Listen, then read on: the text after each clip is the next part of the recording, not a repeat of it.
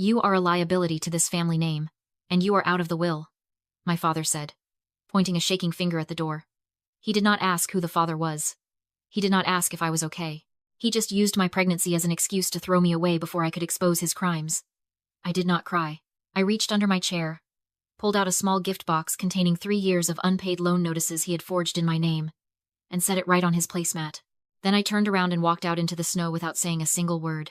Before I tell you what was inside that box and how it destroyed his life 7 years later, drop a comment. Where are you watching from right now? I want to see how far this story travels. 7 years is a long time to stay angry.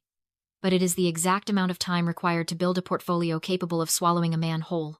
I stood in my office, looking out at the skyline of the financial district. The glass was cold against my forehead. I was not the shivering, pregnant girl in a thrift store coat anymore.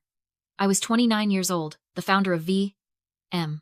Holdings, and I specialized in a very specific sector of the market: distressed debt.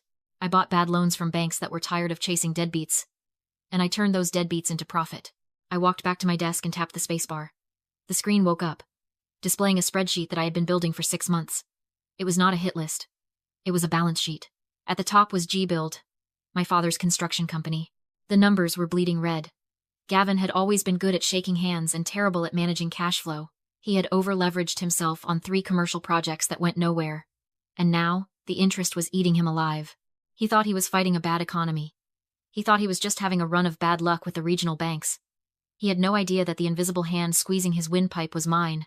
I did not use magic, and I did not hack a mainframe. I simply did what any aggressive creditor would do.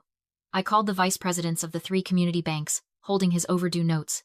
They were frustrated, exhausted by his excuses, and terrified of the default hitting their quarterly reports. I offered to take the toxicity off their books for 60 cents on the dollar. They thanked me. They signed the papers. And just like that, I became the primary owner of Gavin's debt. I scrolled down to the total. $450,000. It was not a fortune to a Wall Street hedge fund, but to a man like Gavin, who leveraged his reputation to lease his luxury car. It was enough to bury him. He was drowning, and I was the only one holding a life preserver. My intercom buzzed. It was my lawyer, a man I paid very well to be the face of my operation so my father would not see mine until it was too late. He told me Gavin had responded to the pressure. He was asking for a meeting to know if V.M.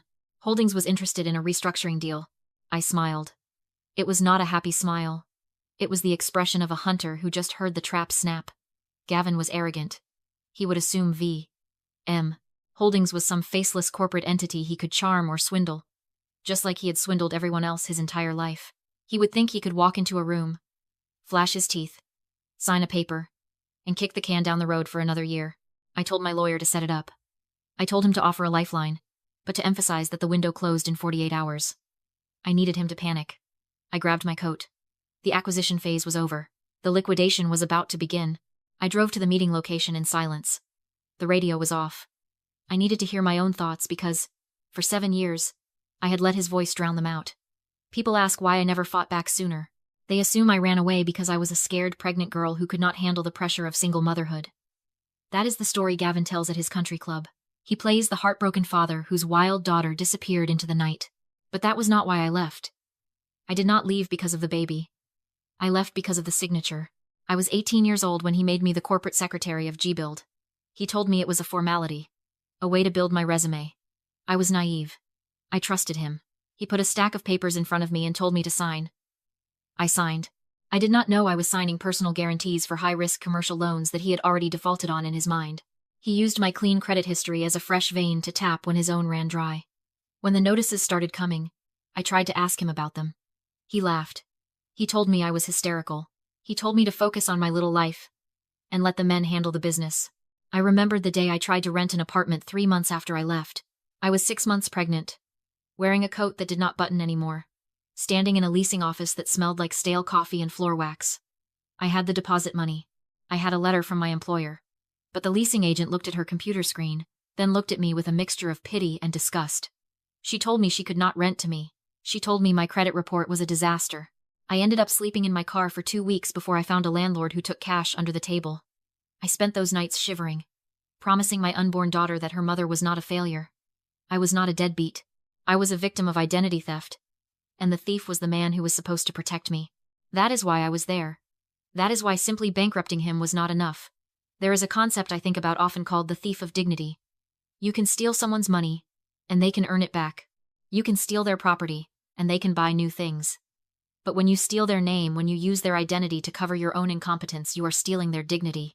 You are forcing them to walk through the world with a mark on their forehead that says, untrustworthy, while you walk around spotless.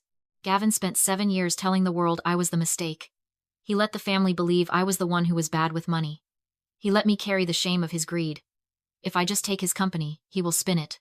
He will tell everyone he was a victim of a hostile takeover, a martyr crushed by the economy. He will keep his dignity. I cannot allow that. I need his signature again. But this time, I do not want him to sign a guarantee. I want him to sign a confession. I want him to put his name on a document that admits, legally and irrevocably, that he is a fraud. My phone buzzed on the passenger seat. It was an email from his lawyer stating that his client was requesting a clause that protected his personal vehicle from any future liquidity events. I laughed. It was a cold, sharp sound in the quiet car. He was worried about his Mercedes while he was about to lose his soul. I pulled into the parking garage of the law firm and checked my reflection in the rearview mirror. I did not look like the girl who slept in her car anymore. I looked like the woman who owned the parking garage. The conference room adjacent to mine was soundproofed, but the high-definition video feed on my monitor picked up every rustle of silk and every arrogant clearing of a throat. I sat in the dark, watching the screen. I was not hacking anything. I owned the shell company that rented this suite. On the long mahogany table in the main boardroom, I had placed a sleek laptop facing the empty chairs. The webcam was active, a small green light glowing steadily. I had told his lawyer it was for silent partners in Zurich to observe the proceedings. Gavin walked in first. He had not changed much in 7 years, though the stress lines around his eyes were deeper, and his suit looked a little too loose, as if he were shrinking inside his own skin. But the swagger was still there. He threw his coat onto a chair with the careless energy of a man who believes he is about to get away with murder.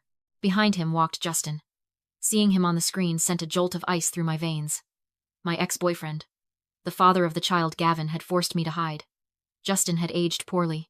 He looked soft, his face puffy with the kind of bloat that comes from too many expense account dinners. He was carrying Gavin's briefcase, playing the loyal lieutenant. It was pathetic. He had traded his own child for a mid-level management position in a failing company. Gavin mocked the office space, calling it a waste of money designed to make venture capitalists feel important. He sat down at the head of the table, ignoring the open laptop. He did not even look at the green light. To him, technology was just a tool for people beneath him. Justin asked if they were sure VM Holdings was legitimate, noting that we had moved fast with no due diligence. Gavin snapped back, telling him to stop sweating. He claimed we were not looking at the books, but at the brand. He believed the G-Build name still meant something. He explained his plan. Take the liquidity injection, pay off the immediate fires, and in 6 months, refinance again. I leaned closer to my screen. There it was. The confession. He was not planning to fix the business. He was planning to cycle the debt. He was a junkie looking for his next fix. Gavin turned to his lawyer and demanded that $50,000 be moved to a Cayman account once the wire hit.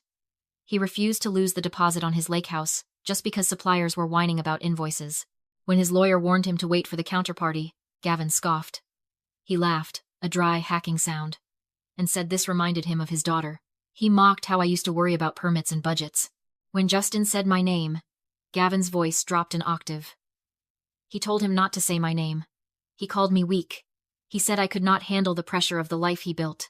He speculated that I was probably waiting tables in some dive bar in Ohio, blaming him for my failures. He called me a bad asset. I stared at his pixelated face. A bad asset. A write-off. He did not see a daughter. He saw a line item that did not return a profit. My hand hovered over the microphone button. I wanted to scream. I wanted to tell him that the waitress he was mocking currently owned the building he was sitting in, but I stopped myself. Screaming is for victims. Executioners stay quiet until the blade drops. I checked the time.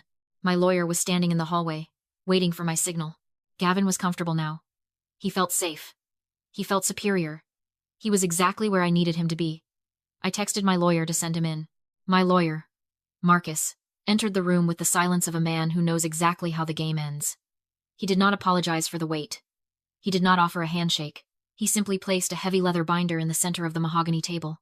Gavin did not even look at him. He pulled the binder closer, flipping past the first 20 pages of legal definitions with the impatience of an addict reaching for a needle. He was looking for one thing: the disbursement schedule. He wanted to see the number, He found the figure on page 4. $450,000. He smiled, noting that it cleaned the slate with the regional banks. Marcus remained standing and told him the line of credit was contingent on the signature. Gavin pulled a gold fountain pen from his jacket pocket. It was a Mont Blanc, probably bought on credit 3 years ago. He unscrewed the cap and hovered over the signature line. Then, for a split second, the instincts of a lifelong con artist kicked in. He hesitated. He flipped back a page, his eyes scanning the dense paragraphs of Clause 14. My heart hammered against my ribs. Clause 14 was the kill switch. Gavin asked about the clause regarding default triggering immediate acceleration. He was reading. He was not supposed to read. Marcus checked his watch. He did not look nervous. He looked bored. He told Mr. Hall that the wire transfer window for the liquidity injection closed at 4 in the afternoon sharp. That was 4 minutes from now. He tapped the face of his watch and explained that if they missed the window, the funds would sit in escrow over the weekend, and they would have to re-underwrite the terms on Monday. Interest rates went up that morning. The deal might change. It was a beautiful lie. There was no wire window. I controlled the money. I could send it at midnight if I wanted to. But Gavin did not know that. Gavin knew he had payroll checks bouncing tomorrow. He knew his Mercedes was scheduled for repossession on Monday morning. The greed fought the caution in his eyes. I watched it happen in high definition. The fear of waiting 3 days of facing a weekend without cash overpowered his survival instinct. He snapped that Monday was too late and agreed to sign immediately. He turned the page back. He pressed the nib of the pen to the paper. The ink flowed. He signed his name with a flourish. Large and looping. The signature of a man who thought he was important. He commanded Justin to witness. Justin signed below him, eager to please, eager to get his cut. They had no idea what they had just done. In commercial law, the nuclear option is a confession of judgment, banned in many states for consumer loans because it's brutally predatory. But in New York commercial lending, it's fair game. By signing it, Gavin didn't just take a loan. He waived trial, counsel, notice everything. He basically handed me a trigger and pre-authorized me to pull it. Gavin smugly closed the binder, told Marcus to praise the smart choice, and demanded wire confirmation. He thought he'd bought 6 more months to bleed the company, but the ink was dry. The trap was shut. And I stopped hiding. I walked in wearing a tailored charcoal suit. Not the thrift store coat I disappeared in 7 years ago. The room went dead. Gavin looked up, irritated, then recognized me. The color drained from his face. I told him to sit. Justin protested it was a private meeting. And I calmly told them they were meeting VM Holdings Valerie Marie. I asked if they seriously hadn't checked the LLC filing so desperate for cash they never looked at who was signing the check. Gavin tried to recover. Buying his debt made me his partner. He claimed. The contract gave him 6 months before payment. He tapped the binder like a trophy. I told him the ink was dry on a fraudulent document. I slid a manila envelope to him. Inside were dated, high-resolution photos from a Newark repossession yard taken yesterday showing the Caterpillar excavators and cranes he'd listed as collateral were already repossessed. I quoted the clause. The borrower warrants the collateral is in their possession and lien-free. He'd pledged assets he didn't own. Default wasn't in 6 months. It was immediate seconds after signing. I turned to Marcus. Execute. He explained that the confession of judgment allowed instant judgment on default, and he'd already e-filed the affidavit with the county clerk. I looked Gavin in the eye. I didn't sue him. He waived that right. The judgment was entered. VM Holdings now had liens on his bank accounts, investments, and house. Justin yelled it was illegal. I said it was commercial law. And it was done. Garnishments were already being served. Accounts frozen. Cards dead. And the repo truck was headed for the Mercedes. Gavin collapsed, suddenly small, and tried to play the father card. I told him he was my father when he forged my signature, ruined my credit, and left me sleeping in a car. He wasn't a father, he was a bad investment. And I'd just liquidated him. Then Justin stood smiling. He revealed the backup plan. A process server handed me an ex parte custody order, effective immediately, granting Justin temporary sole custody of our daughter Lily. The order relied on an affidavit Gavin signed that morning, calling me mentally unstable and dangerous enough for the judge to act without a hearing. Gavin watched me with pure malice. If he couldn't get my money, he'd destroy my life. Justin offered a deal. Unfreeze Gavin's accounts, hand back the company, and maybe he'd drop custody otherwise. Lily was leaving that day. They thought they'd checkmated me. They hadn't. I asked Marcus about the retainer. Justin confirmed he'd paid his custody lawyer $15,000 and held up the check. I read the routing number and told him it was drawn on Gavin's personal account at First City Bank, an account I'd frozen 4 minutes ago. That check would bounce. His lawyer wouldn't file a single motion. He'd drop Justin before sunset. Justin's smile died. I told Gavin he'd just admitted to perjury in front of 3 witnesses. Marcus, an officer of the court, was obligated to report it. The arrogance vanished. All that was left was fear. No money, no leverage, no lawyer, and a perjury investigation incoming. I told them to leave before security threw them out. Justin crumpled the custody papers, muttered he was done,